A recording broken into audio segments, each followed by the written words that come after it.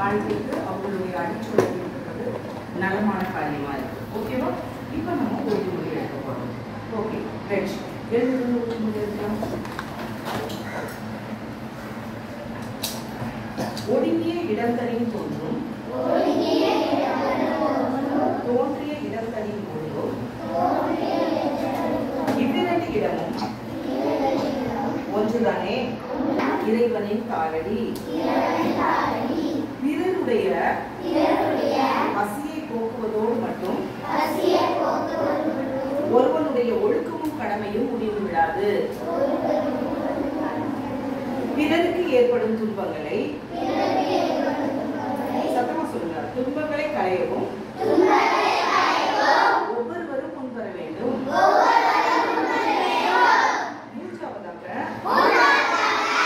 ஆடாதீர் சற்று மசையாதீர் வேறொன்றை நாடாதீர் பொய் உலகை நம்பாதீர் வாடாதீர் சன்மார்க்க சங்கத்தை சார்பீர் இறைந்தினி இங்கு எல்லா மார்க்கமும் ஒன்றாமே. அடுத்ததாக நீ அடுத்ததாக சொல்ல. சோதனைகள் தான் ஒரு மனிதனுக்கு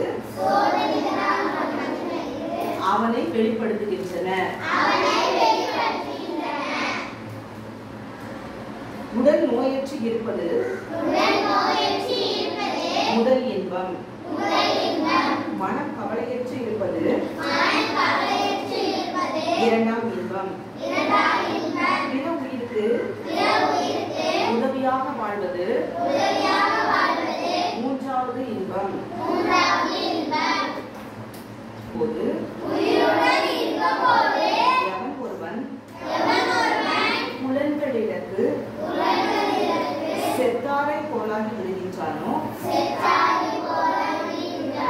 அவனே ஞானியாவான். உண்டியலில் காணிக்கை செலுத்துவதற்கு பதிலாக பசியில் இருப்பவருக்கு வயிறார உணவு கொடுங்கள். அதுவே கடவுளுக்கு மகிழ்ச்சி கொடுக்கும். உலகத்தார் உள்ளங்கள் பெருக வள்ளலார் திருவடி போற்றி பாடி நடப்போம் என்று உறுதி கூறுகிறேன். வள்ளலார் இதுல என்ன சொல்றாங்கன்னா, பிறருடைய பசியை நம்ம போக்குறதுனால, சாப்பாடு வாங்கி கொடுக்கறது அப்படின்றதுனால நமக்கு ஒழுக்கம் கடமையெல்லாம் அதெல்லாம் முடிச்சிடாது. நம்ம பிறருக்கு ஏற்படுற துன்பத்தை நம்ம என்ன செய்யணும்?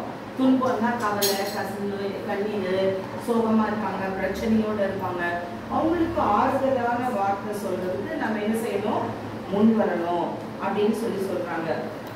உடல் முதலாவது ஒரு மனுஷனுக்கு பெரிய இன்பம் எது அப்படின்னா, நீங்க கூட நினைக்கலாம், சே வீட்டுக்கு போனா அம்மா திட்டுறாங்க, ஸ்கூலுக்கு போனா மிஸ் திட்டுறாங்க, எங்க போனாலும் ஒரே ஏன் எனக்கு என் தங்கச்சி அடிக்கிறா, என் தங்கச்சி தம்பியோட இந்த வீட்டுல கம்பேர் பண்ணி சொல்றாங்க, அவங்க எல்லாம் பாரு எப்படி இருக்கிறாங்க, நீ பாரு நீ தான் படிக்கல, ஒண்ணுத்துக்குமே இல்லை அப்படின்னு எத்தனை பேர் இருக்கப்பா. சஞ்சய் எல்லாம் நம்ம அண்ணன் எல்லாம் சிரிக்கிறோம், எத்தனை அக்காவுக்கு எத்தனை அண்ணனுக்கு எல்லாம் சொல்றாங்க வீட்டுல, அப்படி எத்தனை பேர் பிரச்சனையோட இருக்கிறீங்க பாத்தீங்களா? எல்லாருக்கும் அதே மாதிரி இருக்கும் எனக்கு தெரியும். ஆனா அந்த மாதிரி பிரச்சனை இல்லாம இருக்கிறது தான் என்னது, நீங்க நினைக்கலாம் சோதனை ஒரு மனிதனுக்கு அவனை வெளிப்படுது. எதுக்காக நமக்கு சோதனை வருது, ஏன் பிரச்சனை வருது அப்படின்னு பார்த்தோம்னா, நம்ம நினைச்சிட்டு இருப்போம், சே நம்ம அம்மா தான் நமக்கு எல்லாம், நம்ம அம்மா எல்லாம் நம்ம கேட்கறதெல்லாம் நமக்கு சமைச்சு கொடுப்பாங்க, நம்ம அப்பா கேட்கறதெல்லாம் வாங்கி கொடுப்பாங்க, நம்ம தம்பி பார்த்து நம்ம அக்கா நம்ம என்ன சொன்னாலும் நம்ம கிட்ட என்ன பண்ணுவா, அடிச்சாலும் திட்டினாலும் ஃப்ரெண்ட்லியா இருப்பா அப்படின்னு நினைப்பீங்க. அப்போ சோதனை வரும்போது எதுனா ஒண்ணுன்னா, எனக்கு கொஞ்சம் கொடுத்து நீங்க கேட்டு பாருங்க, அப்பா கொடுக்க மாட்டா, என்ன வரும், அழகெல்லாம் வரும், என்ன தோணும், சி யார் இப்படி எல்லாம் பண்றாங்க அப்படின்னு. அப்பதான் கடவுள் நமக்கு ஒரு பாடத்தை வெளிக்காட்டி கொடுக்குறாரு. மனுஷன் எல்லாமே அப்படிதான். அவங்க சொல்றதெல்லாம் கேட்டீங்கன்னா, உன்ன மாதிரி என் தங்கம் யாருமே இல்ல சொல்லுவாங்க. இல்லைன்னா இருக்கு பாரு, மூஞ்சி பாரு, கையில ஜெனிக்கி என்ன கட்ட, எத்தனை பேருக்கு அந்த மாதிரி லட்சிக்கு ஒரே எத்தனை பேருக்கு அந்த மாதிரி நடக்குது? கையில் வெட்டைக்கிறதெல்லாம் கிரிக்கெட் பேட்டு பெல்ட்டு சிரிக்கலாம் பாரு மாதிரி எல்லாம் கை தூக்குறது. பின்னாடி இப்போ விஷாலுக்கெல்லாம் வந்து கிடைக்குது இல்லையா, வாங்குறியா? சரி ஓகே. அப்போ ஒரு மனுஷனுக்கு பெரிய சொத்து என்னன்னா நோய் இல்லாமல் இருக்கிறது தான். அதுதான் பெரிய சொத்து. முதலாவது இன்பம். அடுத்து மனசு கவலை இல்லாமல் இருக்கிறது தான் இரண்டாவது இன்பம். அடுத்து பிற உயிருக்கு நம்ம உதவியாக வாழணும். அடுத்த உயிருக்கு தீங்கு செய்யாம அது எறும்பு, அதுவும் ஒரு உயிர், அதான் பண்ணக்கூடாது. தாவரம் ஒரு செடி, அதுவும் ஒரு உயிர், அதை என்ன செய்யக்கூடாது, உடச்சி பிச்சு துன்பப்படுத்தக்கூடாது. இதுதான் வள்ளலாருடைய சன்மார்க்க நெறிகள்ல சொல்லப்பட்டது. இது இல்லை, இது எல்லாத்துலேயும் மதம் கிடையாது. அன்புன்ற ஒரு மனிதனா பிறந்த ஒவ்வொருவரும் கடைபிடிக்க வேண்டிய ஒரு நெறிகளாக நம்ம இப்ப வள்ளலார் பத்தி நம்ம சொல்லிட்டு இருக்கோம்.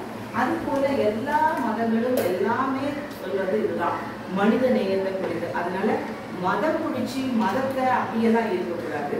மனசால நம்ம எல்லாரும் எப்படி இருக்கணும், எல்லாருக்கும் பாருங்க தோல், கண்ணு, 2 கண்ணு அப்படிதான் இருக்கும். ரத்தம் யாருன்னா கருப்பு கலர் ரத்தம் இருக்கா, சிவப்பு கலர், எல்லாருக்கும் ரெட் கலர் பிளட் தான் இருக்கு, வெள்ளை கலர்ல இருக்கா. எல்லாரும் நம்ம உள்ளத்தால குணத்தால எல்லாரும் நம்ம சகோதரர்கள்லாம் எல்லாரும் ஃப்ரெண்ட்ஸ் தான். அப்படின்னா அதனால நண்பர்களாக இருக்க வேண்டும். இதைத்தான் சொல்லுகிறது. அன்புதான் கடவுள் உண்மையானது. அன்பு நம்மளை போல நம்மளை அடிச்சா நம்மளை திட்டினா இதற்கு எப்படி இருக்கும் அப்படின்றத உணர்வோம், நம்ம வாழ்க்கையில பின்பற்றுவோம். நம்ம வாழ்க்கை எப்படி இருக்கும், எப்படிப்பட்டதா இருக்கும், நல்ல வாழ்க்கையாக அப்படி காணப்படும். சரியா? ஓகே. இது பிடிச்சிருந்ததா? இந்த நெறிகள் உங்களுக்கு பிரயோஜனமா இருக்குதா? இந்த வாழ்க்கையில ஃபாலோ பண்ணுங்க, மற்றவங்களுக்கும் ஷேர் பண்ணுங்க. சரியா? தேங்க்யூ சொல்றேன்.